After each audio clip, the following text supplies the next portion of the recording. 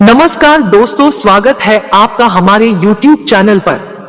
फिर से उपस्थित है एक नई कहानी के साथ।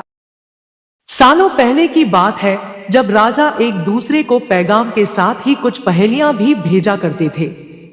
ऐसे ही किसी एक राजा का दूत सर्दियों के मौसम में एक दिन मुगल साम्राज्य के बादशाह अकबर के दरबार में पहुंचा। वह अपने साथ पहेली के रूप में पिंजरे में कैद एक नकली शेर लेकर गया था। राजा ने पहेली के साथ एक पैगाम भी भेजा था। पैगाम में लिखा था कि क्या मुगल राज्य में कोई ऐसा बुद्धिमान है जो पिंजरे और शेर को छुए बिना शेर को बाहर निकाल सके। अब मुगल सम्राट अकबर सोच में पड़ गए कि आखिर शेर और पिंजरे को हाथ लगाए बिना भला शेर को कैसे बाहर निकाला जा सकता है। पहेली के साथ भेजे गए पैगाम में यह भी साफ लिखा था कि पिंजरे से शेर को बाहर निकालने के लिए एक व्यक्ति को एक ही बार मौका मिलेगा। अकबर काफी परेशान हो गए। उन्हें लगा कि यह तो बहुत मुश्किल है और अगर शेर को पिंजरे से बाहर नहीं निकाल पाए तो मुगल राज्य की काफी बदनामी भी होगी।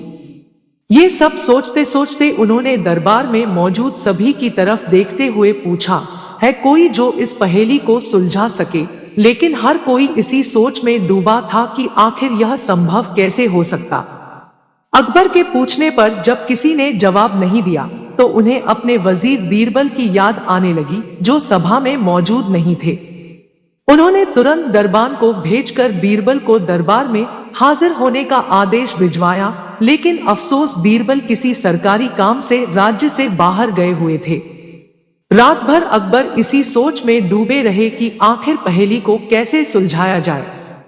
दूसरे दिन फिर दरबार लगा, लेकिन बीरबल की कुर्सी खाली देखकर अकबर उदास हो गए।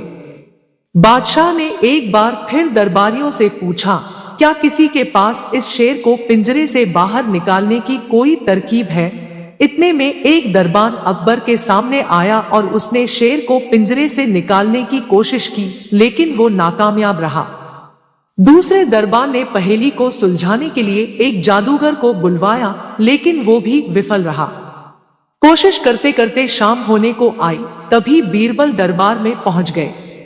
अकबर को परेशान देखकर बीरबल ने पूछा, क्या बात है सम्राट, आप इतने परेशान क्यों हैं?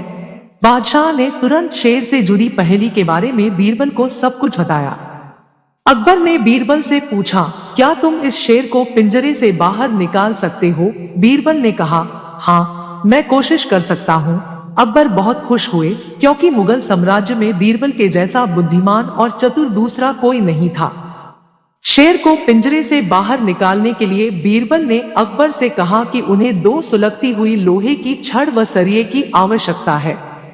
शहंशाह ने तुरंत इसकी व्यवस्था करने को कहा। जैसे ही बीरबल को लोहे की छड़ मिली तो उन्होंने पिंजरे को छुए बिना छड़ को अंदर पहुंचाकर उसे नकली शेर पर रख दिया। शेर लोहे की गर्म छड़ के स्पर्श में आते ही पिघलने लग गया, क्योंकि वो मोम का शेर था। देखते ही देखते पूरा शेर मोम के रूप में पिंजरे से बाहर निकल गया। बीरबल की इस अक्लमंदी पर अकबर बहुत प्रसन्न हुए। उन्होंने बीरबल से पूछा, अरे आखिर तुम्हें पता कैसे चला कि यह पिंजरे के अंदर मोम का शेर कैद है? बीरबल ने बड़ी ही नम्रता से जवाब दिया, हजूर, बस शेर को गौर से देखने की जरूरत थी। मैंने जब पहेली के बारे में जानने के बाद उसे गौर से देखा तो लगा कि यह मोम का शेर हो सकता है। साथ ही राजा ने यह भी नहीं बताया था कि शेर को कैसे बाहर निकालना है, तो मैंने उसे पिघलाकर बाहर निकाल दिया। इधर दरबार में बीरबल की जय जयकार होने लगी। उधर पहेली लेकर अकबर के दरबार पहुंचा राजदूत अपने राज्य वापस लौट गया और बीरबल के इस कारनामे के बारे में राजा को बताया। कहा जाता है कि उस दिन के बाद से राजा ने ऐसी पहेली भेजना छोड़ दिया था।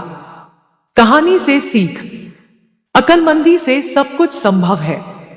हर जगह बल नहीं बल्कि बुद्धि का प्रयोग किया जाना चाहिए। दिमाग से हर समस्या का समाधान हो सकता है। दोस्तों, यह कहानी आपको कैसी लगी कमेंट करके जरूर बताइए और हमारे चैनल को सब्सक्राइब भी कीजिए।